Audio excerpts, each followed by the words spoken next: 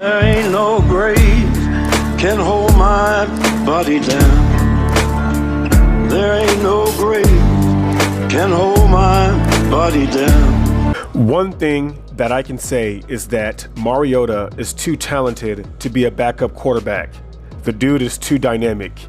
Now we all know that Tennessee was a bad marriage for Mariota, schematic-wise, plus Tennessee is in the East Coast, and we all know Marcus Mariota gets his powers from the West Coast.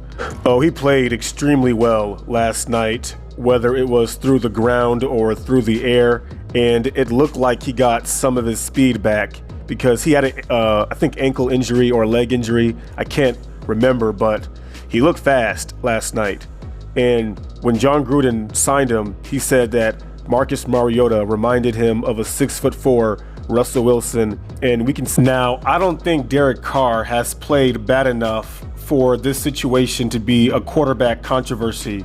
Carr had a great season, and maybe if the Raiders had a better defense, they could have potentially went 11-5.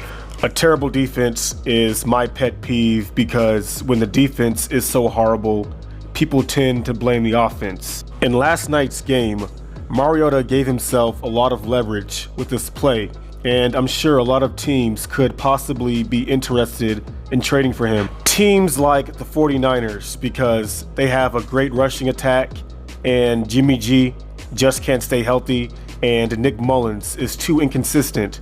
The Bears could show some interest in this offseason. Now, depending on how long Derek Carr is injured, these last few games could be a great deal of interview games for Mariota to prove himself, to force John Gruden and Mike Mayock to make some tough decisions in the offseason. The next question is, could Vegas get some trading value from Derek Carr to build their terrible defense? Now, according to the Sporting News, Las Vegas would have no problems separating from Derek Carr before the 2021 season. The Raiders could either trade or release Carr when the new league year starts in March for a substantial cap savings of $19 million. Now imagine if that was in your bank account. While only eating up $2.5 million of dead money. I'll put the rest of the article in the link in the description, even though the rest of you may never read it. I mean, if Mariota plays well in these next couple of games and he plays similar to Derek Carr while adding some of his athleticism, I don't see why the Raiders shouldn't go for the cheaper route to save money and fix that defense. Now, despite what I said about Mariota, Derek Carr has had his best years statistically with John Gruden. No offense to Derek Carr. Plus, I've supported Derek Carr for a very long time if you look at my old videos.